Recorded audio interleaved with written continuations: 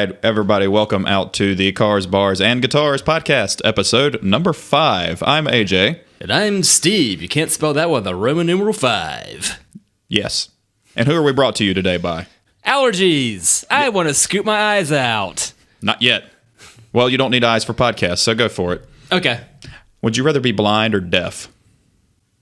It's like, I mean, I'm not going to do it to you now. Yeah, but. like, oh goodness. Like, do I need to remain in my current lines of work? No. Oh, because blindness would definitely make it difficult to print stuff worth a damn and or drive. Mm-hmm. But to be deaf certainly makes listening to this very thing and things essentially similar to it real damn difficult. I always thought I would rather be deaf, but hearing nothing but silence forever would be really creepy. So I'm just going to try to avoid both scenarios altogether. Just tread it all out. Just don't smell. What do they call it when you can't smell? I don't knows. Wah, wah. We are both drinking an Aviator Brewing Company from... Fuquay Verena. Yeah, same to you. We're drinking a Mezzanotte, which is a porter brewed with coffee and vanilla, 5.4%. It's a cappuccino tiramisu flavors, right above the Mezzanotte. It is groovy. Durish. Very.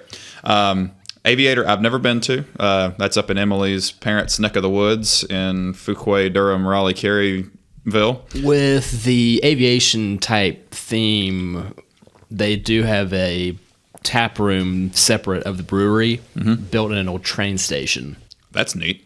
John Candy's ghost shall be very confused. Well, let's see. I haven't been to that one. I've only been to where did we go? We went to a couple up there, but I haven't experienced the Raleigh brew scene as much as I would like. It's certainly a lot stronger now than it was when I lived there, 02 to 05. Have you been to Fortnite? No, Go. That's in Cary. Yes. Right? I haven't been to Fortnite. Okay. Their beers are good. Yes. I can't remember. Was it a coffee porter? Something? Does that sound familiar? Yep. Okay. And I like their ESB, and I just like everything I've had there. How come ESB? I mean, I know it stands for extra special bitter toy boat. They're not bitter to me though. Is it just the name? Yeah. Like when you call it Fat Guy Slim. Yes. Okay. I guess in comparison to a lager, it would be, but it's a kind of gentler side of bitter, so it's extra special instead of face puckering disgusting. So we're getting into spring, like Steve's eyes have been crying about, and you know what? It's my least favorite season for beers. Actually, it's very we dig the IPAs, but a lot of pales. A lot of wheat beer, and I have to be in the mood for wheat beer. I feel like when I drink, I don't know if you're the same way, but when I drink a lot of wheat beer, I feel like I get it sits heavier in my stomach even than a porter does. Do you get that feeling? Like you ate a lot of bread? Yeah, kind of. Like other wheat products? Yeah, something like that. All right, good. I'm glad I'm not the only one. But there'll be a lot of IPAs, and IPLs are a thing now, and they have a really good one at Three Spirits. Shout out to Taboo at Three Spirits, the only brother I know that owns a brewery. Not many of those. Really good India Pale Lager, and I don't remember what the name of it was, but it was really, really dezanktastic. I don't know of any other Charlotte breweries that do an IPL off the top of my head. That's me neither. But that would stand for India Pale Lager instead of India Pale Ale, so that would be bottom fermented instead of top fermented. Is that what that is? Yes. Okay, cool. See, it's not only a silly podcast, but you'll actually learn something. Let's not get carried away. No, it's my least favorite because they're all low. I like higher gravity, thicker, darker, heavier stuff. So we're going into the light, crisp, sit outside, but I will give you this: it's better to drink one of those on a 90-degree day than it is to pop out your 10% Russian Imperial Stout, because then you'll start sweating bullets. But then we also NoDa released the Girl Scout cookie beers, and did you get any of them before they ran out? Negative. We need to remedy this. It's not been a good time for me to go do anything since the move's almost over. So then I can have 2 years of unpacking. Well, you could. Well, when I moved in one of my apartments, there were a couple of boxes I didn't even open when I lived by myself because I was like, I'm not even. I had like one dish, one plate, one. Yesterday, I'm pretty sure half the carload was varying degrees of booze. Just lots of beers that have been tucked away, lots of wine, lots of liquor, lots of clanks over the railroad tracks. And given that the car doesn't smell like a distillery, I'm assuming everything survived. Well, let's hope so. It's going to be hard to talk your way out of a ticket or a search if your car smells like a gigantic distillery. It's 5 o'clock on a Tuesday. Yeah, go ahead and make me walk the line, officer. NoDa had they released 4 Girl Scout cookies. It was a lemon shortbread Kolsch for the Savannah Smiles, I believe is the cookie name. That sounds right. And then tagging along brown with peanut butter brown ale, really really good. Then they had the thin mint one, which I skipped, and the after whatever it was we had the other night, that was the freebie, and it was just vile. Yeah, I don't remember what the Listerine beer. Yes, that's my favorite Bush song. The other one was the Samoa. Yeah, it was a coconut blonde. I thought it was going to be a dark beer, but it was a coconut blonde. And well, let's just say that the person I'm married to, Mikey, likes it. She said it was her favorite one. All right. Mm-hmm. She thought the peanut butter one tasted too coffee-y, which she says about every dark beer, even though it had no coffee in it. But we're not going to delve into that. Stouts were my gateway drug into coffee. I think coffee was my gateway. No. I drank both of them. I didn't know where I was going with that. But no, not looking forward to the spring beers. But what's around the corner is Anderson Valley's Summer Solstice, which is my number 1 favorite beer ever. But we got to make it out to there. Maybe I'll just take that small road trip from San Diego to there, which I think probably takes about 6 hours one way. So I need to. You better put a trailer hitch in that rental because you're going to be hauling ass to make it from San Diego to San Fran that quickly. I have no concept of time. 500 miles. So more like 8 or 10. Well, I was going to listen to the Proclaimers when I did it.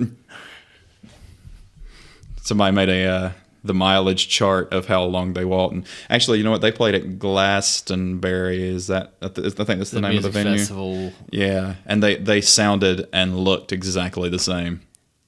And that song's easy to play. Toby and I are going to debut that one pretty soon. Like a bunch of Buddy Hollies? Yep, and not your Mary Tyler Moore. Ooh. And speaking of music, so kind of wanted to get into the evolution of rock and metal. This was delved into a little bit on the last episode.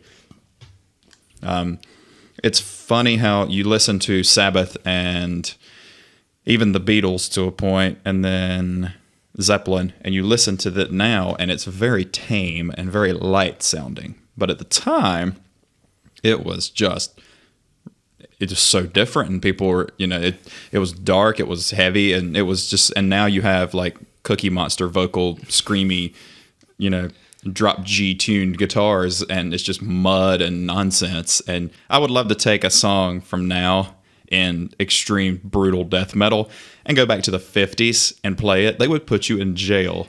That'd be the most amazing mashup of Back to the Future ever at the end of the movie. I don't think you guys are ready for this yet, but your kids are going to love it. Especially if your kids like cutting themselves and having a shitty haircut. Do you remember the emo haircuts from the 2000s? Where they had it would spike out the top on this side and be slick to their face on this side. The flock of seagulls? Wasn't that earlier? No, it's way worse than that. I'm going to pull it up on the old cellular device that is newly cracked. Audio podcast, folks. I dropped it a lot, and of course, everybody who knows me knows this phone's shit. You better bolt from that phone, Baba Booey, because that's your second one, and it previously been working, yes, beautifully, unlike its predecessor. Beautifully, yes. Actually, it is the same phone. It's just a different screen. But now my OK Google doesn't work. So Let's see. Emo haircuts. Okay, Alexa. Okay, Siri. Hey, okay, wiretap in my house that can listen to everything I fucking do. I understand the appeal of it, but I like Bill Burr's. Bill Burr's rant about everything is great, but especially that. Here we go. I mean, it's all girls, but you get the idea. And in fact, it all looks like the same girl, to be honest. But you remember those hairstyles, right? No. It's pretty big. It looks like the Rachel in a bunch of different colors. Who was it that had the Iggy Pop had the Rachel haircut when he cut his hair? You see the picture Chris Anthony posted of Iggy Pop, and it had something about the Anthony Kiedis. It was like a mashup of Iggy Pop and Anthony Kiedis. Red Hot Stooge Peppers. The Chili Stooges. But it's funny to see the evolution, because you got, Elvis the 50s, you're that influence, and then you go to 60s. Yeah, blues rock. Yeah, it's very blues rock, and then 60s was hippie stoner genre, and then 70s was super disco, and then disco. The day disco died. Do you remember seeing the documentary about that? No, it was at the baseball game when they were burning the records. Yeah, and it got out of hand. Which is funny. Like, that's only when it died in the U.S. Similar styles prevailed points elsewhere. Yes, and Kiss put out a disco album. Ugh. How do you make shit even more shit? Steve's twitching. So then you go 80s, you got glam and hair metal, which way more about the vision than it is the music. Although there were some really talented groups, but for the most part it was just very cheesy. And then you got your grunge from the 90s. Steel Panther is my favorite 80s glam band. I need to go see Steel Panther. Troy said it's just like one of the best shows. Every time I go to get a tattoo, we listen to Steel Panther. What was the name of the Unknown Henson? Mm-hmm. The rockabilly. What was it called? Psychobilly rockabilly something. It's great. It was Reverend Horton Heat that had Psychobilly Freak out, because I remember that from the Guitar Cockrock Hero games, and that was just bonkers and a half. And we listened to the Bastard Fairies.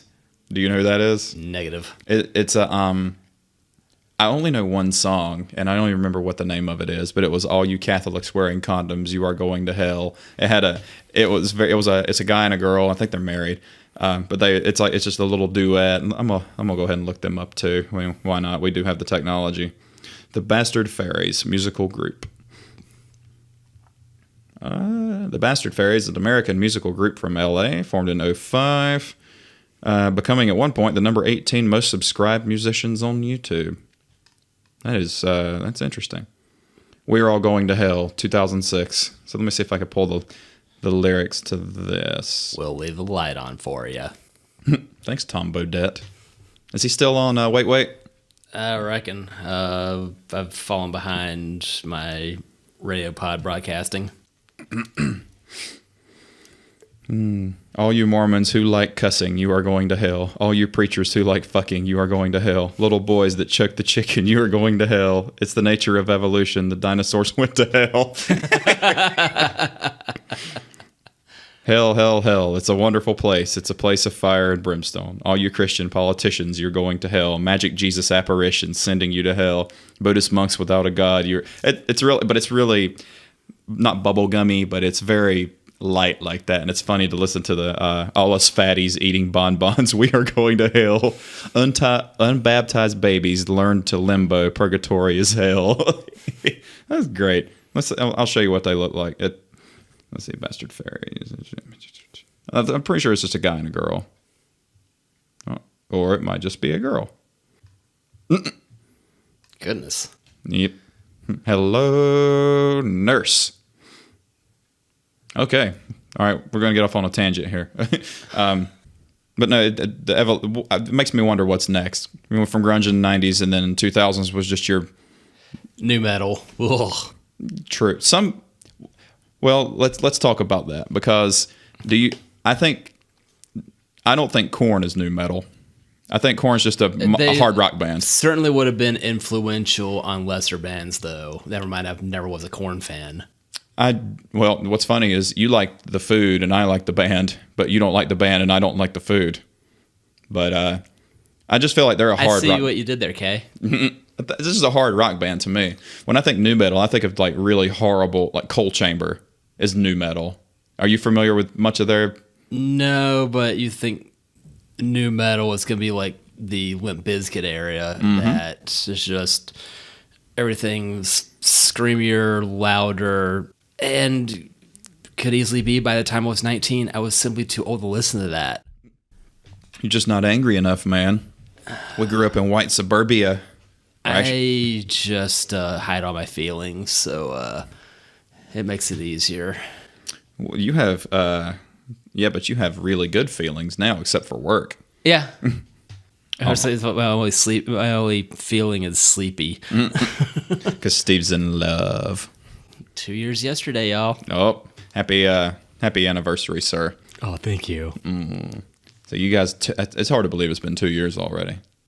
But time flies when you're having fun. And it's definitely an upgrade. Yeah, so to all you gentlemen out there, apparently a pig picking at a brewery is a really good route to go on a first date. Mm-hmm. Which pig did you pick? The free range one. Cool. I really, I've only been there once, and I think it was Brendan's friend Brian. Yeah. A stocky guy. Yeah. I think we were all there. I think you were there. Yeah, because at the time he was like trying to put us on video chat and I wanted nothing to do with Periscope. Not even the down Periscope? With Kelsey, no thanks. Well, it's my favorite Nelly song too. Kelsey Grammer. Oh, that's country grammar. Sorry. That is a good first date idea. You're going down. Emily and I went to Saucer. We met at Saucer and we went to Saucer for our first date. And then I don't remember who gives a shit about the second date? It's always the first date. Just ask her. Yeah. Oh, yeah, definitely. My wife lived with Steve, for those of you who didn't know, for 3 years. Three's Company, it was not. It was guy, girl, pretty much the entire time. You lived with Gray for a little bit. Yeah, that was prior to that. It was 3 years with Gray, 3 years with him and Beth, or Kat for her first odd year, my sister, and then she moved back to Greensboro since the Charlotte work scene was unpleasant. You know that feeling, don't you? It's like, well, at least I've still got said job, but hate it. Well, I mean, don't we all? I tolerate it. Paper cuts at 3 a.m? No thanks. Ugh. I get the cardboard cuts, and that sucks too. Yeah. If you hear it's like a whole bunch of them. AJ's heroin's wearing off, so pay no mind to him. Yeah, it's all good. I hate needles, but ironically enough, I'm slapping because my brand new inkage is itching like a mofro. So if you hear a random slap now and then, sorry, can't help it. It's itchy and I can't scratch it. Well, that's cool. Got another cheek. So about the music thing. So I talked about him before. There's a guy named Rick Beato, and it looks like Beto, and he looks like Anthony Bourdain. He does the video series called "What Makes This Song Great," and he has the stems. So he has like the bass stems and synth and drums and vocals. He has all the synths. He has all the stems for the track, and he goes through the song from start to finish, and he explains what makes the parts great, goes through the harmonies and such, and the musicality. Well, he got blocked again, 53 views in, and YouTube blocked him. And this is going to hit home for you because you're such a big Hami fan. The whole page, or just the video got blocked? The video got blocked. It was "What Makes This Song Great," Queens of the Stone Age, no one knows. And he's not making money off of their music. He's not of their likeness. He's not making any money. He's not claiming it as his own. It's a fair use thing. And after he put the video up, he went on a live stream and was ranting about it because this is like the 4th time he's been blocked. He got blocked by Fleetwood Mac. He got blocked Damn by it, Utter Stevie. he got blocked by Fleetwood Mac, and now he's been blocked by Queens of the. He's been blocked a couple of times, and he was explaining. He's like, I'm trying to. He's like, this is what's killing modern music. He said, I'm trying to explain what makes these songs great. And if a kid, kids will listen and they'll, okay, that's cool. We're explaining what makes a song great and the time and such like that. He's like, and I can't even explain why a song is great, but. Is he playing any of it? He's playing he's not playing it all together. He's playing the stems of them. So just like the vocal, like he did Go Your Own Way from Fleetwood Mac. And I actually found the video because there's an archive of all of them. But YouTube won't let you have them on there because it's Warner Brothers Records sent the cease, and which I've gotten one too. I got one from Warner Brothers for when Toby and I covered Barely Breathing from Duncan Sheik. It'd been up for 2 years, and I got your video has been flagged by Warner Brothers Records, and I'm like, yeah, I don't think Duncan Sheik gives a flying fuck that we're playing it. You're not making money off of it. I mean, I do understand it, but he's not playing the song and claiming he's breaking it down, and he always stops it and explains this. Listen to this part, and I really don't understand why YouTube is doing that. Do you have any insight? I mean, YouTube is the vehicle for content creators to express themselves, but any hint of anything that could be litigious, if YouTube themselves are not doing it, any of the copyright holders, such as your Time Tantrum, Warner Brothers, whatever have you, will happily jump the gun to kick your ass off if you've got anything resembling what they've done. He was explaining, he's like, how much money could the bands possibly get off? He said, even if it's 0.005 to the dollar, to the cent even. I mean, he's like, how much money do they need? Like he said, rumor, when Fleetwood Mac got taken down, he said they're only one of 5 bands to go double diamond on an album, which is 20 million records. Diamond's 10 million, double diamond's 20 million. Rumor has it. Yeah, and he says, how much more money could they possibly want? I mean, for the record company to send because the Soundgarden video didn't get blocked because he thinks it's more the band than it is the record company. But I'm inclined to believe it's a little bit of both. I'm sure the band has some say in that. Yeah, because he's done. And different bands do it different ways. That some could be quite flattered that their covers are out there. Others want no part of it, no allowance thereof. And it could easily be a case-by-case basis. But, the general rule of thumb is, hey, don't do that, because the least that happens is your video gets taken down. Yeah. It's just, he went through, he's done Soundgarden, Alice in Chains, Pearl Jam. He's done Nirvana. He did Foo Fighters, Steely Dan, The Police. What was the other? But he's Tool and Perfect Circle. And nobody's... got the pitchforks out and had them take those videos down. It's just funny how some artists, you get the videos taken down. I mean, I don't know. I mean, I kind of understand it, but at the same time, he's not making money off of any of those videos. So that to me would be more criminal. It'd be, I mean, it's not like he's stealing. These are stems that he has access to. The idea is basically promoting said art.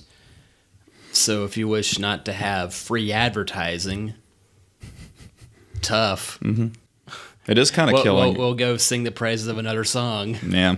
I'm sure that's what I made a comment on the live stream, and I said, if somebody were to be like, hey, can we deconstruct your song? We really like your album, and we want to have a video about it. I'd be like, oh, hell yeah, do it. Great. Like, here, I'll give you all the stems. I mean, I'll give it to you in a heartbeat. Of course, I'm a pissant in the world of music, but I would still be flattered. But of course, I'm not a double diamond, outfit. So, ladies and gentlemen, we are Digital Collision. That wouldn't be a bad name either. Even though I got the go ahead for Analog Crash, the guy was like, "Yeah, no, it's cool, man. I don't even play anymore." I'm like, "Okay, cool." That actually worked out. He got back to me 9 months later. Better late than pregnant. For reals. But you do go check out Rick Beato's page. I mean, there's a lot of good stuff on there. His son has perfect pitch, so he can play anything on the piano, and he'll go A flat over G, and then like C sus2 diminished C. I mean, it doesn't matter what note it is, and then he can play two different notes, and then the kid can tell what the two notes are by listening to them together. Oh, I thought you meant he's a hell of a baseball player. That too. I'm sure he's got a hell of an arm. So we've already went through a lot of the shit I wanted to talk about on this list. Oh no, we're gonna have to talk about different shit. What? Yes. So Steve, what's more uncool to you? An SUV or a minivan?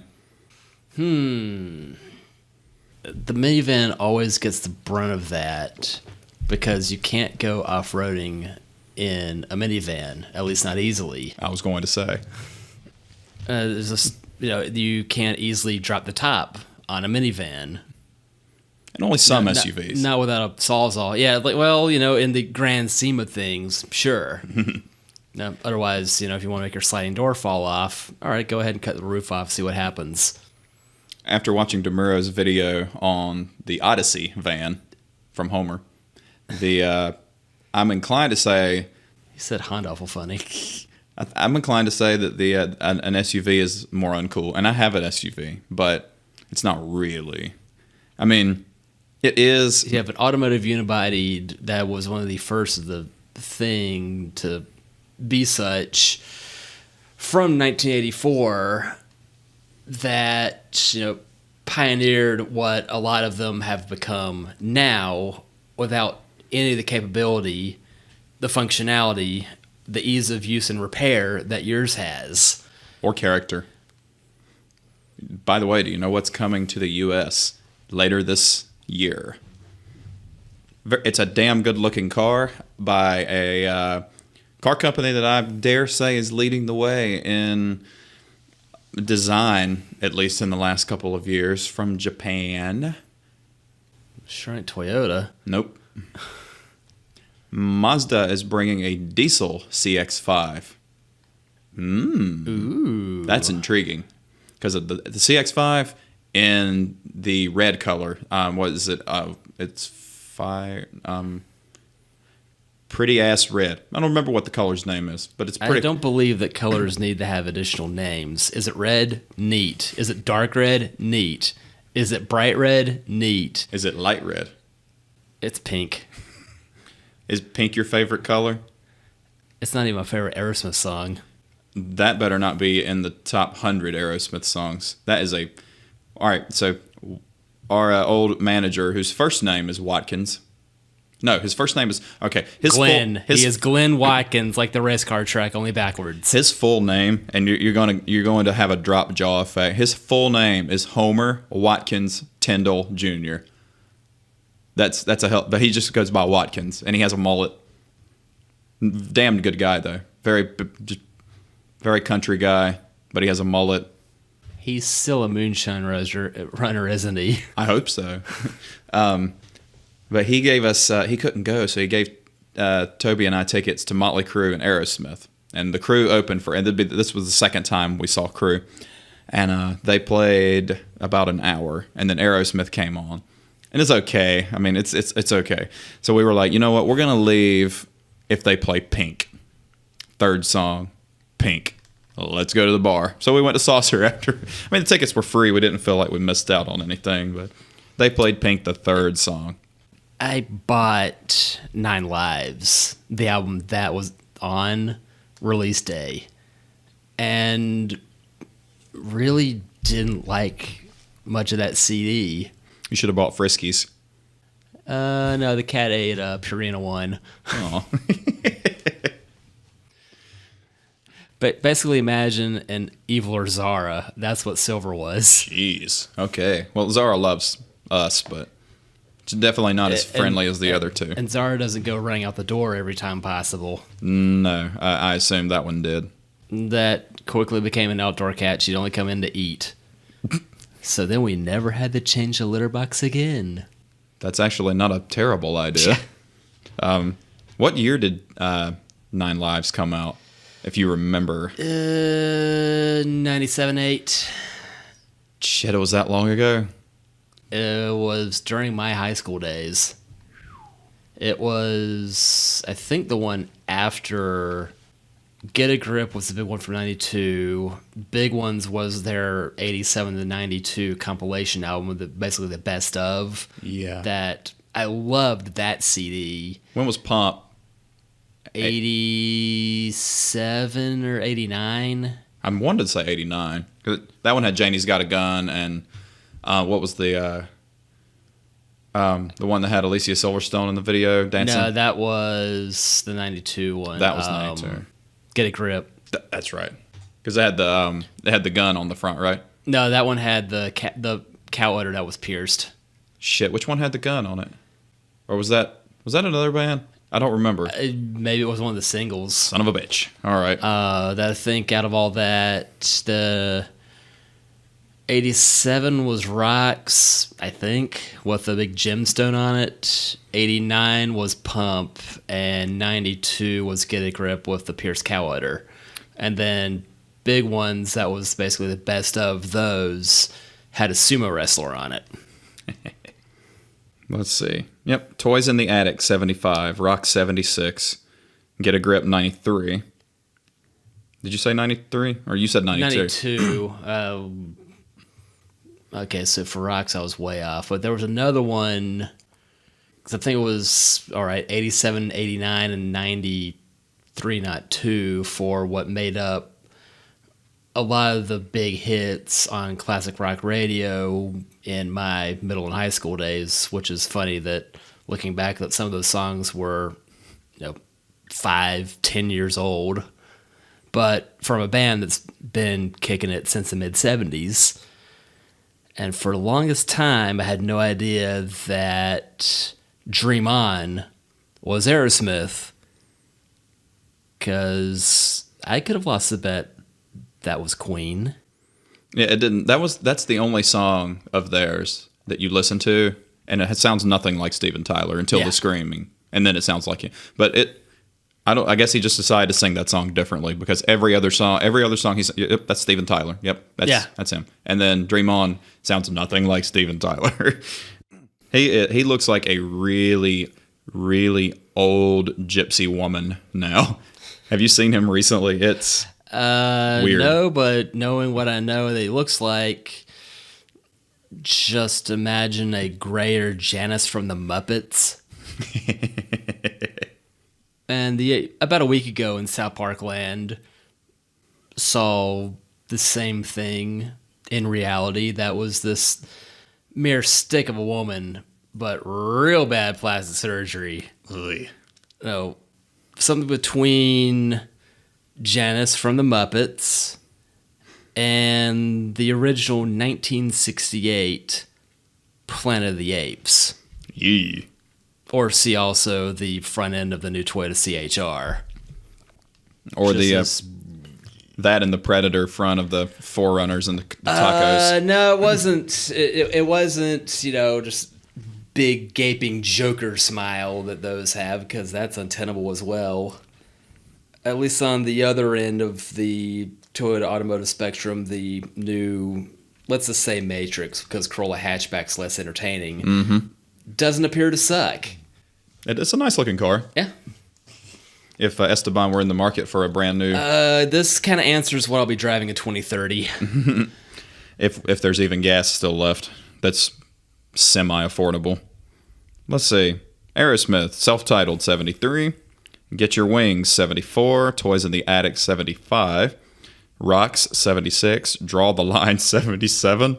Wow, okay. They fired him out there. Night in the Ruts, 79. Rock in a Hard Place, 1982.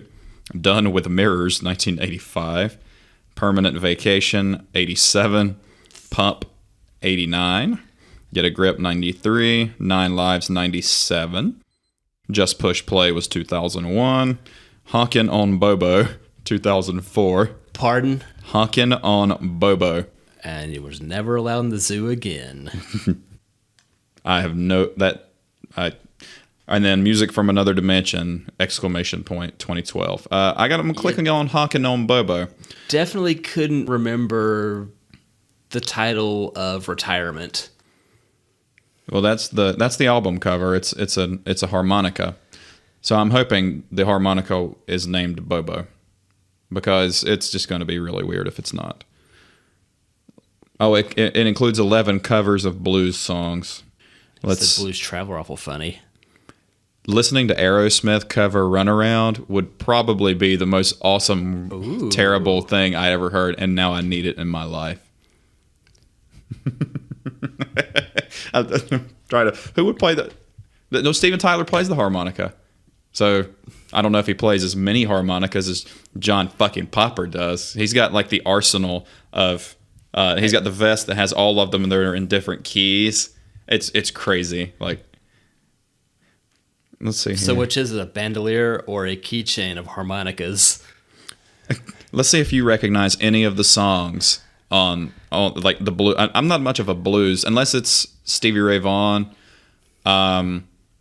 I'm really unfamiliar with blues. I mean, I know Bonamassa is a great guitar player, and the John Mayer Trio, he's a great blues guitar player too. But I don't know any of this. John Mayer Pop, forget it. But John Mayer Trio, his blues redeems him. The theory is he uses his pop career to finance what he really wants to do, and that's go be a. I like blues. But I feel like I don't know if I could be a. You have to be like all in on blues. You can't just be. You can't just say I'm going to play a blues track. You have to like be all about blues. That makes sense. Like guys who play blues only. Mayer's kind of the exception, but most of the time, guys that play blues only play blues. That's all they do, and they don't deviate. And up until they're 90. Yep, and then like they're here one day, and then they keel over. Who was B.B. King died not last year. He died a couple of years ago, I think. But he was playing up until somewhere north of 88. Yeah, he was playing up until the end, and I mean he had gained considerable amount of weight, and I think he was diabetic too. But he would sit there, and he would just sit there, and the rest of him didn't work that well. But that voice and those fingers still end up going. All right, Roadrunner from Bo Diddley, Shame, Shame, Shame from Smiley Lewis. I don't think that's the same. More of the Motown song. That's what I was. It's probably gonna be very different. Never Loved a Girl from Aretha Franklin. Back Train. Yep, I don't know any of these songs. Eyesight to the Blind from Sonny Boy Williamson. I don't know any of these. That shows how much blues we know. Not much, you. Honkin' on Bobo. Time on my hands. That could be time spent with you. I guess that's why they call it the blues. I like Elton John a lot. There's just time, like there's not any modern artists that are gonna have like these timeless, like when you listen to it in 50 years go, just it brings your nostalgia back. Well, I can't think of any band that came out in the last 5 years there's gonna be these epic like record like re-releases. Go, oh, remember when this came out? And I can't think of anything. It's gonna be Ty Segall when he releases his 5,000th CD. Ty Segall? Dude is 30 years old and has probably 25 albums out already. Wow. Who's he, Prince? I'd rather listen to Ty Segall, actually. Yeah, you're not a big... I'm not a Prince head. All right, I'm a Prince head. Like the Prince of Bowie died, yay close apart. Just much bigger Bowie head. Even had the coloring book. Except for the Dancing in the Street video. There's no defending that one with Mick Jagger. No, but is there really any defending the Rolling Stones after about 1973? No, there really isn't. I do not see. And that's how the Beatles won. Yeah. They quit before they could completely decline. You have to quit long enough, or you're in it long enough to, what was the Batman quote? Live long enough to see yourself become a villain. Yes. Yeah. Just quit while you're, because they didn't play that. The Beatles were only a band. It was not a long time. They started in the 50s, but I think their first record, at least of any note, was from 62. Mm-hmm.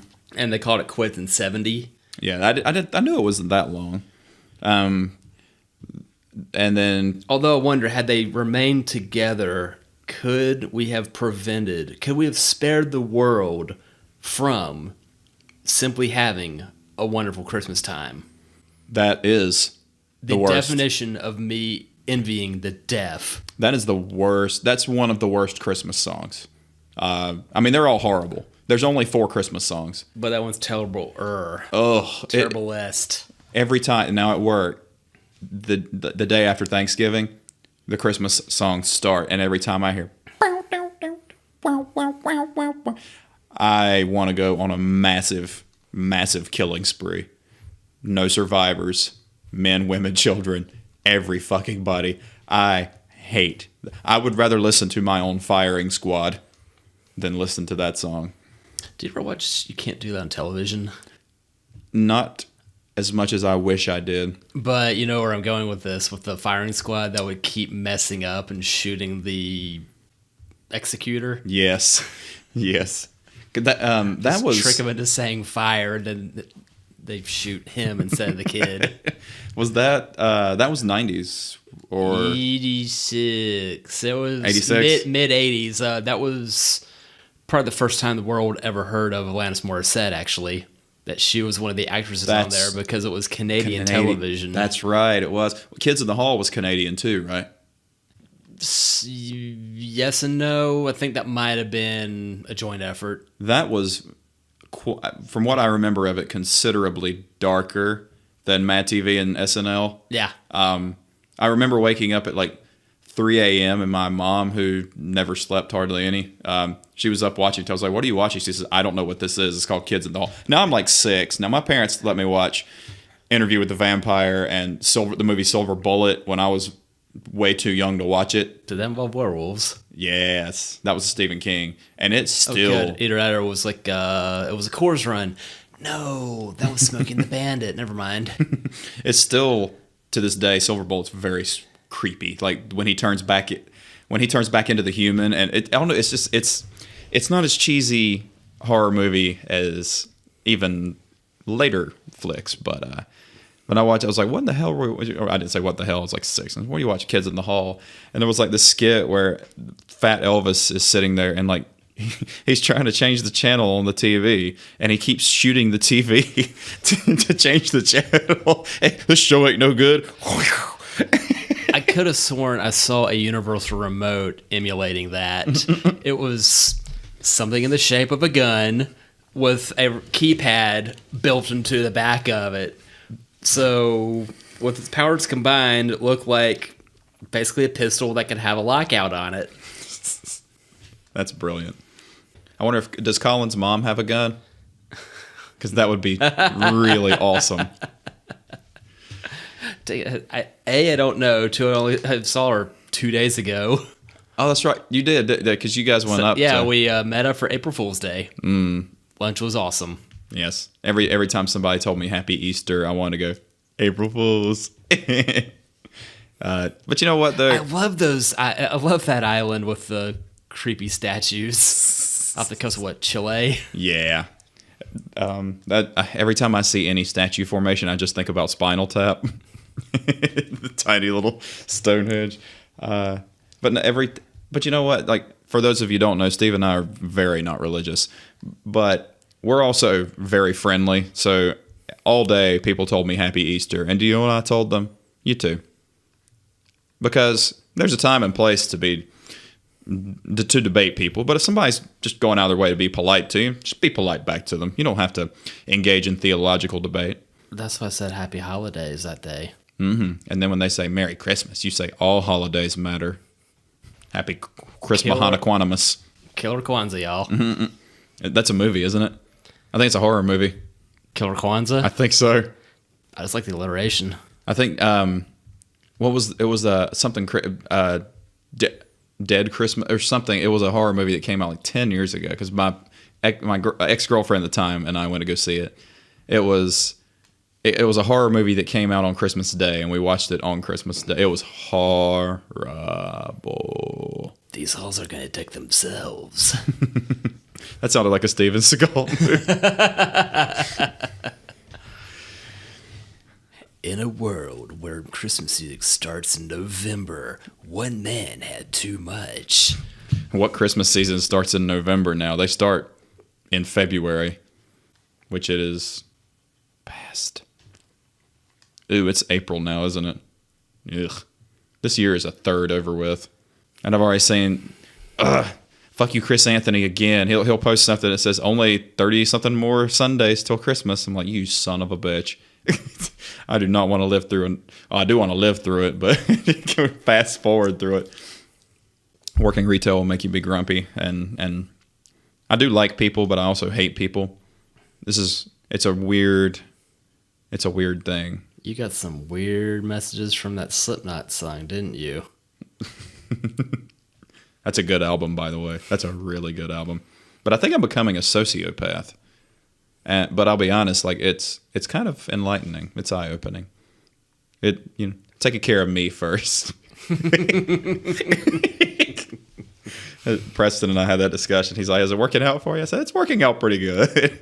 He and Carr are in Lost Wages. Viva. Beat you to it. I always like that, though. Don't remember how or why that came to be, but yes, I do like that twisting of the phrase. I didn't know they were going. I knew he was going away on business because I asked him if he wanted to go to 105 Cigar Company in Matthews and go grab a smoke, but he said he was out of town. That boy travels. Yep. He's a frequent flyer. But I told him about that whiskey bar with the cigars, which, did I show you the picture of the... Yeah, the... in Belmont. The picture, the jailhouse? Yeah, the jailhouse. Which Jason had told us about. Yeah. Now, how did Jason and Sean know each other? Cause, I just know they've known each other forever and a day. Okay. So you and Kirkman syndrome. Yeah. And I don't know if they went to middle school together. Or the me and Thomas syndrome, which we didn't go, but we might as well have went to high school together.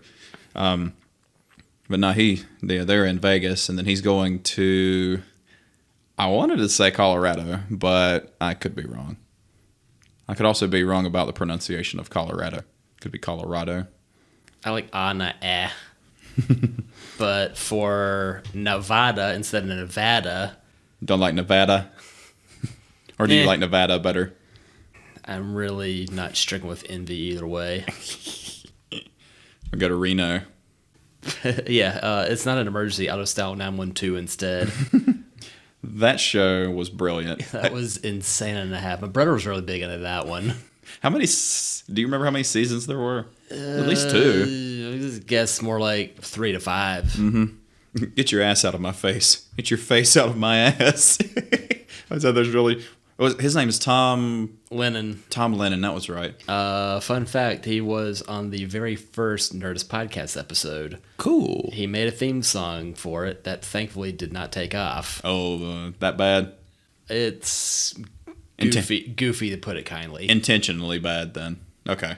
Well, he was the executive producer of At Midnight, wasn't he? Yeah. Okay, cool. Which was funny because he kept losing. Spoiler alert. Good luck finding more of those episodes, guys. Pretty sure it was on purpose, but I still want a shirt that says points. Funny. Yeah, it was still funny. Like, he would get upset about it, like 5th loss in. I don't think he ever won, did it? No, he did win one time because I thought they dropped hell broke loose. They dropped confetti. And, yeah, they had to kill the show.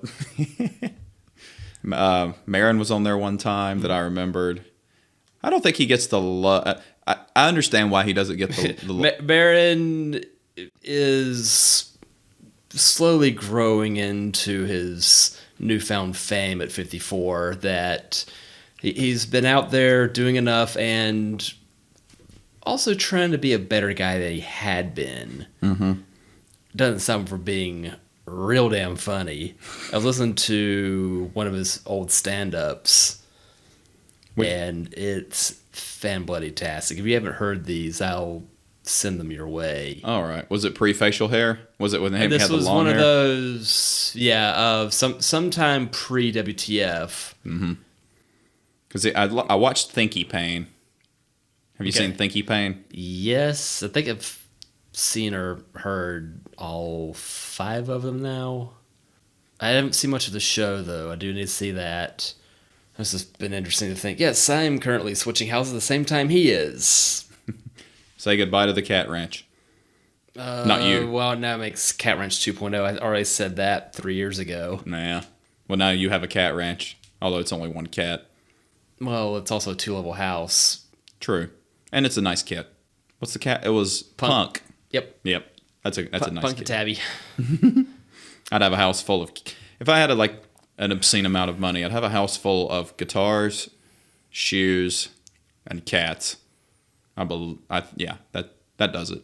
And I have a garage full of cars. And I think in the meantime... Space Hog. You could probably still do one of the 4 of those. Mm-hmm. Well, I mean, I've gotten rid of 2 guitars. You haven't made the guitars structural yet. That'd be hard to bring to a gig. What was off last week? Playing at NoDa on Friday, and back at the Grumpy Monk in Monroe on Saturday. And then we go to the beach on Cinco de Mayo. That's going to be a lot of fun. Sweet. Yeah. They're going to pay us pretty good to go down there, so I don't know what to expect. Is it the one in Sunset Beach or so? Ocean Isle? Okay. Ocean Isle, I think. Yeah. The most southeastern corner of the state, south of Wilmington, but before you get to Myrtle Beach. Mm-hmm. And it's a Hawaiian-themed brewery at the beach in North Carolina that we're playing at on Cinco de Mayo. Does it serve pizza? I hope, but no pineapple. Hawaiian-style pizza? On the side. That pineapple on the side. I feel like that's a love it or hate it. Nobody casually likes pineapple on pizza. Yeah, you either love it or you hate it. I'll eat it. It's not something I order, but I just don't care. If you grilled the pineapple, I would, because if you have not had that, it is so good. You solved it. Because everything's better grilled. Yes. Have you? I stumbled upon another YouTube. I'm what? Yes, not another YouTube, but another Vimeo. Another channel. And it's Good Mythical Morning. Have you seen those guys? I quit doing that stuff on Sundays. Oh, I like that. It's 2 guys. They're from North Carolina, but they live in California now. But they do all sorts of stupid shit, and they actually have a daily video podcast, and they do daily. They made a living out of it, and I'm jealous. But if they call it a vlog, I'm not watching. They don't call it a vlog. They definitely don't. But they do they do the hottest pepper challenge. They do stupid shit like that. But they also do like fast food hacks. They do blindfold tests. So they do a blindfold. It's like, as you can see, we can't. And it's brilliant every time. Can you tell Dr. Pepper from Dr. Dazzle? Nobody can. Or Dr. Smooth, Dr. Enough, Dr. Perky. Aldi's Dr. Dazzle is a dead fucking ringer. Really? For $2.25 a 12er. It's more fun to say Diet Dr. Dazzle. I haven't seen that one yet. I haven't either. I've only been in Aldi once. They do the blindfold challenge with burgers, fast food fried chicken, fast food chicken nuggets, sandwiches, and I'm watching them. And they did the biscuits too. So they did can you tell the difference between? Did the cat make them? Ooh, yeah. Well, yeah, that's later. But they got more wrong, and they did French fries too. They got more wrong than I thought they would, because I feel like a blind taste test, I think you could too with nuggets. So they had KFC, Burger King, McDonald's, Chick-fil-A, Wendy's, and there was another chain. Joke's on you, they did this on Sunday. They did, but I feel like I could definitely tell the difference, and I feel like you could too, because you're a fellow nugget guy. It's blindfold. I could tell the difference. To quote the great Mo Rocca from the beloved "I Love the '80s," I've been freebasing McNuggets since '83. They did that. They did the biscuits, and they both from North Carolina, so they automatically said Bojangles is going to have the best biscuit. We're going to pick Bojangles as being the number one. Funny. And they did. They picked Bojangles to be the best biscuit, but I disagree. I think Hardee's has the best biscuits. Go ahead, shoot me, fellow North Carolinians. I'm just not a big Bojangles guy. The restaurant or the Mister. Who sings Mr. Bojangles? Is that Bob Dylan? That was probably initially somebody else's blues tune. Bob Dylan sounds like Popeye. I'm not a big. I don't understand why Bob Dylan. I don't understand the Rolling Stones. To be spinach, 'cause it's be spinach. I'm Bob Dylan, the Sailor Man. It's actually really good. I I also never had one lesson. I don't get. I have. I don't get the popularity of Neil Young either. I'm not a big Neil Young guy. He wants him to just kind of listen to the thing. He's gonna do the thing and complain about everything. Jimmy Fallon doing whip my hair back and forth. Whip my hair back and forth. Gotta whip your hair. I'm not a big Springsteen fan, but I would like to have a beer with him. Yeah, he would be like a good hangout. Although that's the second worst it would Christmas have to be a song. Trogs. Yes, but that's the second worst Christmas song. You don't like Santa Claus is Coming to Town when he's cracking up midway through it?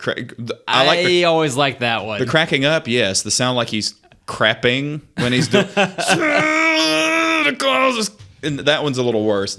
My buddy Dean. Sounds he hates like that too. someone's gonna pout. You better watch out. Santa Claus is coming to town. Okay, so the nuggets, I feel like we could both pick them out and get 100% right. The burgers, I feel like I could do too. Thing is, we get the nuggets. You don't think you could pick the burger out? Could probably pick Burger King because Flame broiled. at least they had the sauce to make it taste the part. Sure. Mm-hmm. But they had an In-N-Out and a Shake Shack burger on there too. So we would be at a disadvantage since we don't have those. It's been 20 years since I've been to California. I'll be there next month, and I already know which In-N-Out I'm going to, and I'm getting my fries animal style. Yeah. But the burgers you don't feel comfortable with. I feel like I could, although the In-N-Out. The biscuits I definitely could because they all have a distinct taste. What if they put the burger on a biscuit? Hell, I'll get to that in a second because they do mashups too. But which is about all your biscuit's gonna be after you put a burger on it. Well, they did a mashup. They did a Big Mac club bun and the sauce in between an In-N-Out double cheeseburger, and then they had a Jack in the Box patty melt breakfast patty melt, and they put a Chick-fil-A chicken biscuit in between it. Oh yeah, they do a lot of fast food mashups. My heart's not the only thing getting hard right now. The thought of that. Heyo, I've been in the mood for some chicken wings big time lately. But D.D. Pecker's is so very far away. I'm off tomorrow. I'm eating tacos tomorrow. Taco Thursday. Don't limit yourself to tacos only on Tuesday. You can have tacos any day of the week. But tacos more cheaply. True, but they have the $5 meals there. But I found out they won't let you have. I got a lunch punch. You can't, when you get your free lunch, you can't use it on a promotion.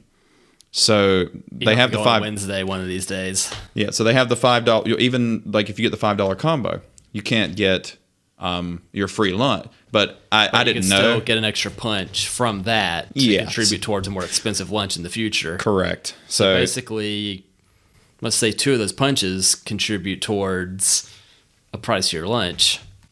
Yeah, they took it off anyway. They were like, you didn't know. We'll take it. I've spent a lot of money there. So, see. The least they could do is have you bilk them for less money. It always pays to be nice to people because then you get kickbacks and such, and then they take care of you when you accidentally fuck something up.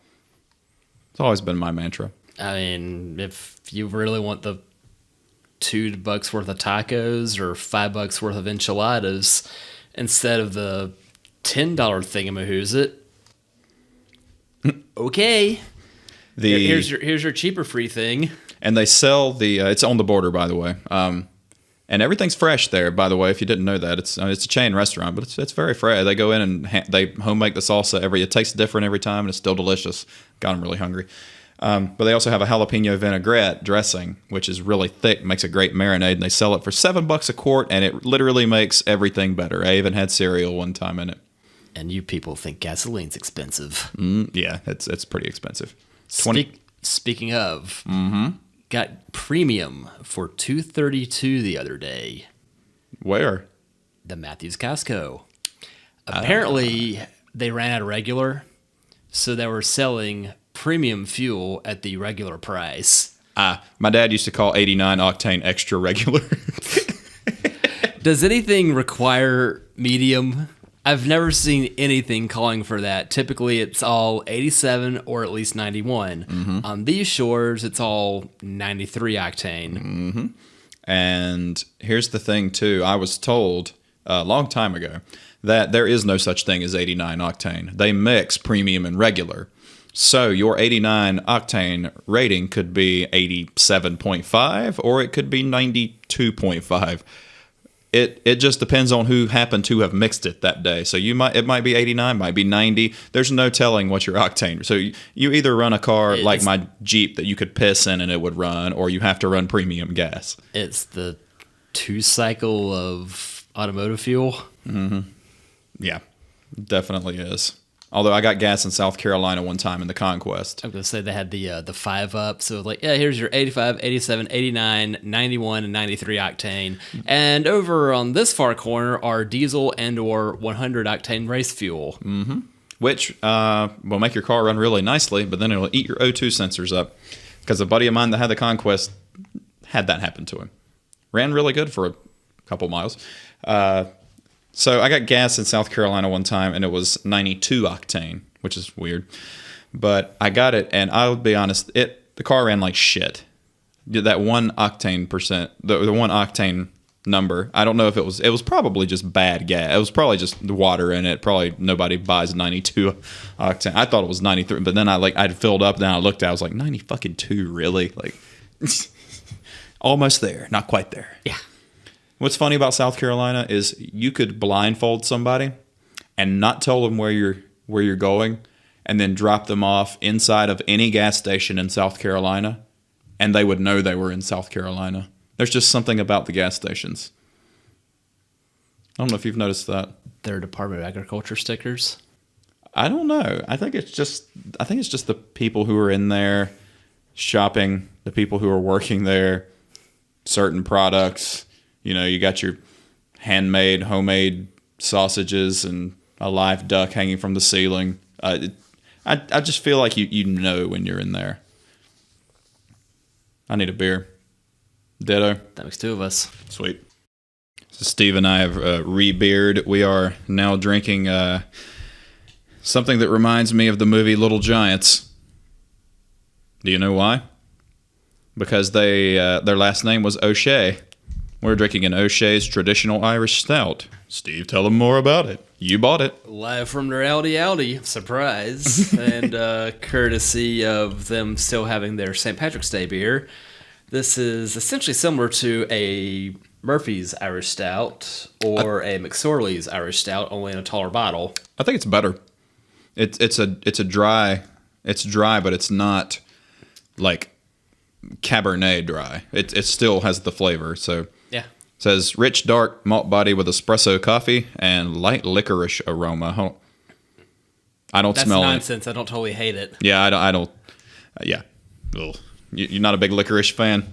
No. So that's on your list of the 5. Your 5 things. Do you have 5 things you won't eat? I know 2, or not won't eat, but that you don't prefer. Yeah. I'd rather have a Colombian necktie than blue cheese without hot sauce to drown it in, and licorice. So blue cheese and licorice. Is there? Well, if their powers combined, that'd be extra vile. Ugh.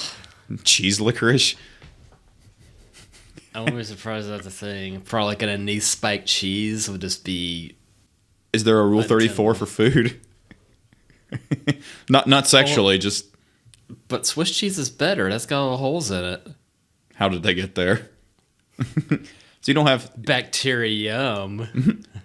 Yeah, you're a lot. I'm not adventurous, but there's more things you'll eat that I won't. Your phone's buzzing. Correction, it is lighting up. It should be on mute. Everybody knows I don't like mushrooms. I don't like diced tomatoes, but I don't like avocado, but I'll eat it. Like on sushi roll, I'll eat it. I will not eat mushrooms. Diced tomatoes I will actually eat if it's inside a burrito and you can't taste it anyway. Salsa. Yeah, but I won't do mushrooms. I will not do hummus. That took me a while to get the hang of, but there are a zillion different flavors out there too, so it's basically a chili powder delivery service at this point, or whatever flavorings are in with them. As far as I'm concerned, any kind of chickpea is gross. the food or the action. I have confuzzled Steve. That is on par with pea soup. Makes me think of The Exorcist.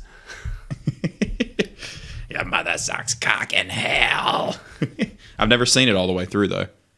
Have you seen The Exorcist all the way through? No. If you were to get an Isuzu, though, would you name it Pazuzu? I would have to. Did you? I told Thomas he needs to do. I saw on the internet. It was a Forester, I believe, and it said they had extra letters, and it said Subaru Baru. Kind of messes with your eyes a little bit. Subaru Baru, where are you? I don't think you've met my new buddy Brian Layton. He lives quite close to here. He's from Jacksonville, Florida. Big car guy too, and he had a... That is land of the most terrifying stretch of 95 I've been on. Yeah, especially that big curve coming around Jacksonville. The big wall, the big curve and the big walls that just don't look at them or you're gonna hit it. Yeah, that was... I had a little bit of fun. Yeah, I was in Emily's Accord. I'll happily take 295, just bridge hopping to get around it. That's way better. Yep, and is the biggest city square footage wise in the United States. It just sprawls and sprawls and sprawls out. But pretty city. Seeing as it pretty much spans from Charleston to Daytona Beach. Yeah, and then you hit inward to Gainesville. But we were he's from Jacksonville. And I showed him JapaneseClassicsLLC.com. Is that the one out of South Cac? Nope, that's Richmond, Virginia. Okay. But they have all the ones because we have the 25-year import rule. But they have they're titled. They have Virginia titles ready to go. Lots of cool, some Euro cars, but mostly Jap. But they're all right-hand drive, and they're all in really good shape. They don't import any clunkers. There's some nice-looking cars on there. Seeing as an imported car, it's already costing you $5,000 to ship the car over. So for that, it better be pristine for the kind of money they're wanting. A buddy of mine just got a 91 Supra and has given up trying to get the electric power door locks repaired. Apparently, that's different from the U.S. domestic market ones. Oh, it's just right drive. Yeah, it's a right-hand drive, 2.0 liter, 6-cylinder. It's gorgeous. 2 liter? Instead of here, it was a 2.5 or a 3. Wow. In a 91 non-Targa.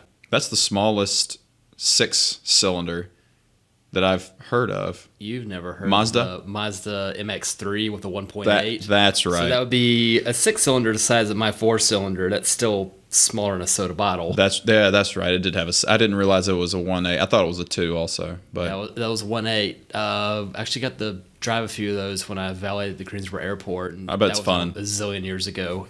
The cylinders. It's funny that having such a tiny engine making very good V6 noises. With the pistons the size of bottle caps. Yeah. We had a guy that drove one to high school. And we always called the car the Turtle because that's exactly what it looks like. It's like, hey, nice CRX. CRX. Close enough. There's been a couple of clean CRXs for sale on Auto Tempest lately. But as cool as it would be, I would like to have one, but I'll spend that. They're commanding a premium. 2 floating around work, a black one and a yellow one. The black one's got north of 300K on it. Well, it's a Honda. It's also not an SI, so it's not the most entertaining of them with not quite 100 horses. It's more like, I don't know, 70. Well, it does weigh nothing. Yeah. They're what, 2,300 pounds max? Yeah, that seems plausible. I think my 89 GTI weighed in about 2,300 as well. How fun would an F20 S2000 swapped CRX be? Yes. Rear-wheel drive. That'd be just fun. Just put the engine in the back. The CRX 2000. Engine in the back, drive wheels in the front. What? Rear engine, front-wheel drive. That would be... I'd drive it, but it'd be horrible. Just an awesome falafel funny. Sure. But that's... Brian and I were talking at Pour 64 last night. It was Tony, the owner's birthday, our favorite ginger from Seattle. and we were discussing speed and everything. He had it wasn't an LC 500 Lex. It was the Lexus before they made that, the coupe. The LC SC 400. No. The convertible was the SC 430. Yeah, that's garbage. Or the RC. RC. He had the RC. Okay. And it had 470 horsepower, but he said I couldn't stretch the legs. I mean, I work in Pineville, and I still couldn't. He's like, it was. He said he traded it in at the Subaru dealership for a 2018 Forester. Sounds familiar to trade something in for a Subaru, doesn't it? But he did. He's trying to get another toy. He was looking at an STI with the it was an 05. They still had the cool headlights, not the bug eye, and then not the awful ones, just the kind of normal, pseudo-normal looking headlights. The ones post bug eye that they cleaned up the look on it. Yes, very clean. The guy never got back to him, and we were discussing. I showed him JapaneseClassicsLLC.com, and I said, I'm at the point now where we could buy big V8 power. We could buy a really fast car, but now it's like the character is more important. Like the speed, it still has to get out of its own way, but the character, like having a right drive, like something cool, like this would be the best thing for your diet ever. Do you really want to go through your drive-thrus backwards? Yes. Or your toll, if you live near a toll road. That would be... the threat's real around here. Ugh. It is. It really is. That will not fix anything at all. But it would be cool. The character is more important. Like, I don't care what anybody thinks of my cars, but it'd be cool to roll up into Cars and Coffee. More people are going to look at you in a really clean, like, right-hand drive 180SX, which over here was the 240. Although I really want... Of course, that was also the here that had the truck motor in it. Mm-hmm. And I believe it's the Toyota Celsior, which is the LS400. And you can get those right drive. But you can also get a 1JZ twin-turbo powered Toyota sedan right drive with a manual transmission, which I need to pull up because it's like a proto IS. I think so. You're kind of gonna want to go halfsies on this with me. But he's like, you know what? Thanks a lot. He goes, I've been looking at cars all the time at work. Now I've got another website to look at cars at work. But no, they do all of the... Stormed out last week before the month changed. So yeah, bored at work. By the way, not afford this week. The Nissan Cedric Gran Turismo. The Nissan cannot name cars worth a damn. The Cedric. Here it is. I entertained that thought. It looks like a Bentley. 93 Toyota JZX90 Tour V Mark II. It's got the 1JZ GTE. 41,000 miles. This totally reads like something off of Gran Turismo. 14 grand. String of nonsense. And yes, it is kind of it's kind of ES 300-y. That one's an automatic, but that's cool as fuck. Oh, it's a stillborn. It's still cool. That would be cool to give the missus. A right-hand drive Japanese classic. The Toyota, the 92 Toyota Hi-Ace Super Custom. Go on. Yeah. So would that be your chariot of choice to live down by the river? Hey everyone, I'm Matt Foley. I love what's more entertaining is watching Dana Carvey and Christina Applegate crack up during that skit. That's even better. They're trying their damnedest not to. Yes. There's the Nissan Gloria. I told you they suck at naming cars over there, but that's cool as fuck. And it's turbocharged. It's click here to read more. Why, yes, I will. 15-inch wheels, you decadent capitalist pig. 3-liter VG30 DET. So it's turboed, 3-liter V6. This is cool. It's fun. It's fun to you know what? We're gonna go see full inventory because I need to see more of it. Nissan Sima. There's a Skyline. Although I don't care until the R33. R32 is decent look because Matt Farah had an R32. Mm-hmm. And he said that he got decent money getting rid of it when he did. Mm-hmm. Yeah, the 33s and 34s are really nice looking. 91 Toyota Crown Royal Saloon. Don't drink. It's just not drive. It's not purple. That's an LS400. That's cool. Skyline GTE Type XV with an RB20, no turbo, but it's a 4-door Skyline with a manual transmission. I like that. That's neat. You may enlarge it. Enhance.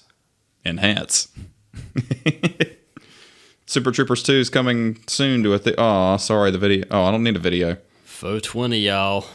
There you go. That's mad decent. That's an R32 4-door one. Interesting that the styling of it doesn't suffer from going 4 doors. No, it doesn't. It kind of, the Abbey Road Nissan Homey, Homy. Nissan really can't name their JDM cars. And there we go. Here is the daddy. This is the one I kind of want. We talked about this in a previous episode. Well, there we go. A 91 Toyota Soarer JZZ30, which, for those of you playing at home, is a Lexus SC300. It has the twin turbo to 1JZ motor, and it's I think this one's a manual, and it has an awesome interior, very period correct. Take two. Very period correct with the wood grain interior and the black and tan and a digital dash. Fuck yes. Ooh. Let's go halfsies. It's only $14,000, so you pay 10, I'll pay 4, and we'll call it even. I like this. You're the worst former math major ever. But that's cool. I'll keep that in mind when I owe Wells Fargo 20. Pay them in pesos. Yeah, so yesterday was anniversary of girlfriend of 2 years. Also, 5 years since they got Big Red, thus beginning my downfall financially. Whoops. Here's the Moto Compo that goes in the back of the Honda City Turbo, the motorcycle. They want $4,000 for that motorcycle. Moped. But it's that hard to find, so 93. Throw an electric motor on a bicycle, split the difference. There would be pretty much Matt Farah's car's clone, 93 Skyline GTST, 55,000 miles, 5-speed, 15.4. Probably see some of those Saturday. Yeah, that's actually not a bad price. I mean, you can't, because that car brand new had 290 horsepower. So you can't really buy that and that much character in your garden variety Mustang GT V8 of like 0102 vintage. R32, Toyota Mark II Tourer V, another twin turbo Toyota sedan. That's so cool. 92 Supra, tastefully modded. Another Homey van. Ooh, Nissan SEMA award-winning show car. It's like, does it run? It's VIP'd. And for those of you who do not know what a VIP is, it's like when you put really big Maserati. When you put really big wheels on it and slam it to the ground and put stupid stickers and shit all over it. That's kind of what that is. Well, there's a bone stock 91 Soarer GT in white, but it's an auto tragic, so we're going to skip it. 92. Funny that they listed as a 92, but it's an FD RX-7 because I guess the 92's changed, but that's right drive. It might be the case where they sold the FDs in Japan a year sooner than they did here. 93 Street Attack Nissan Silvia. That's cool. Oh, yeah. Double check. Like, that one. 93 Supercharged Subaru Sambar. Look at that. That's cool. It's basically, if I look at it wrong, it's going to tip over. It's like a Japanese Volkswagen bus. And then you got the Honda Acti Street EX with a 656cc engine. But it's 4-wheel drive and it has a dual sunroof. I am clicking on this because they only want $7,500 for it. But with that small of an engine, that's going to be... I'm going to have to move to the city. I can't get away with that out here, especially on the interstate. This 1991 Honda Street Acti. I think it's called Acti because it's ACTY. That's Acti. Is the true definition of what a minivan should be. 127 inches long, 55 inches wide. That is tiny. 6 foot of usable space when you fold the seats down. 3-cylinder, 656cc, 50 miles per gallon. Hell yes. Wow, it's even uglier, like on the side shot.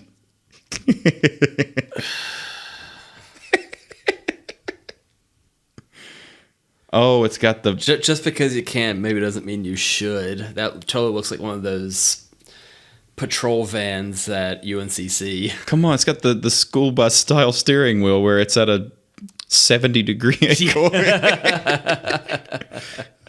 Where not adjustable. So you can't tilt it. You can't telescope. It just is what it is. Where is that going when you have a wreck right into your stomach? That's gonna feel really good. Hey man, your sternum kind of pierce itself. 1990 300ZX, twin turbo T-tops, right-hand drive. But I was considering one of those. Mm-hmm. Did not realize how heinous they are to work on. The engine bay in particular. They have shoehorned that engine into a spot that's only rough. Like there's no room to move. To change the turbo out, you have to pull the engine. That's terrible. We can ask Clay. We can ask Clay about that. Clay, I'm pretty sure still has it. And there's another Sylvia coupe. There's a very pretty 300Z, very cleanly done, very clean. Another toy. I mean, it's an endless supply of Jap cars. I think I might go. I think I might do that on my next car. Have something with character. Maybe a Honda Beat. You know what the Honda Beat looks like, don't you? Little bitty. Little bitty. How's that O'Shea's treating you? Pushing empty, but yes. Already? You silly guy. I only worked on that end all day. What do you want? Well, you got to work that nap in anyway. Yep. Sooner rather than later. Yep. Well, at least. What else do we have to drool over on Japanese imports? I don't know. I think I would. If you're going to import a car, you better do a Japanese one because Britain isn't exactly. Euro cars are not exactly known for their reliability, and I feel like if you brought one over. You've also got a greater instance of tin worm over there, too. As much fun as your Rowdy Audi RS6 may be. Mm-hmm. Harsher climates, more rust. That didn't even. Japan seems to be a little gentler on the cars since climate-wise, it's also easier on them. Yeah, they don't. I don't think they get that much snow, do they? Not unless you hit the Fuji. I like their apples and their water and their cameras. Not their cameras. What's a camera? You missaid phone. Hell, I think DeMuro does all his videos on his iPhone, which has a better camera, but who really gives a shit? I mean, that's really the only differing spot in phone technology nowadays. All right, here's the new blah blah. Battery's a little better, processor a little better. The camera is now 30 megapixels. Okay. Is it? I don't think it's going to stop though. Well, I wonder what the best possible resolution you can get before it cannot get any better. There has to be a cap. Well, it depends on how much zoom, how thick the phone is. That there's going to be some limit there. I was just thinking of a phone that has an old school zoom that comes out of the phone and like a good foot. And like I don't want to see the DNA working in the picture. Like as long as it's a good picture. It's like, well, you've seen the camera I have is effectively a pocket-sized tablet with a zoom lens. Mm-hmm. But because of that, it's twice as thick as a cell phone. Well, you have an actual camera, though, don't you? Yeah, but it is an Android-powered, quote-unquote, smartphone. Or smart camera, rather. So it's got Wi-Fi, Bluetooth, and Android functionality. And no space on it for apps, so basically just use it to take pictures and send them to your phone so you can upload them. You see the guys at Cars and Coffee that have the cameras, like, they're 2 feet wide, and if you zoom all the way in and look at a map, you can see people waving back at you. Like, yeah, that kind of gets on my nerves, actually. I mean, but I don't know. I hope it doesn't rain us out. It's fun running around there with the Galaxy camera since that's enough camera that people get out of the way if I'm trying to shoot something, but it folds in pockets just fine. I think we ought to bring Polaroids on Saturday. I've got a camera but not the film. Aw. Thanks, random yard sale. Too bad I don't have the film and not the camera then. Wonder Twin powers, activate. Should go to Goodwill for the camera. Running with $6. We should just market ourselves. I think I mentioned this before. Are we trying to do our own Radwood East Coast with this? I was thinking like we'll market ourselves as vintage wedding photographers, and we will have we'll dress hipstery. Not a stretch for me, but dress up hipstery and say we're vintage wedding photographers and have Polaroids and charge somebody like $2,000 and pretend to be real professional. Some moron would pay that, and well, it'd be $2,000 for us. So you just say the word, man. We'll make a fake Facebook page and everything. The word, man. We could work that in. The word we should have done this Sunday. Well, once so you're didn't get back in town until 11. Last night. No, this was Sunday. Sunday. Yeah, that's a little late for me. The Greensboro day trip. Yes. It'll be easier to do when you're completely moved. Sundays will be mucho más gooder. Yeah, I think I have a carload to go, but I've been wrong twice before. Well, I definitely could have if your schedule wasn't bonkers and a half tomorrow. Yeah, I could have helped you. You definitely could have got it in a Jeep load. Friday probably not good for me. Saturday though, Saturday might work. Between car show and sleep, probably not. If there's no car show though. Yeah. Which, pending rain. S2000 doesn't see rain. Doesn't have windshield wipers. So, it literally, I took them off. Just rain exit just in case. I'm not even, if I look up and there's a cloud in the sky, I'm better stay at home. Well, I think we're going to wrap it up here, guys. Thanks again for listening to us rant and rave about stupid shit.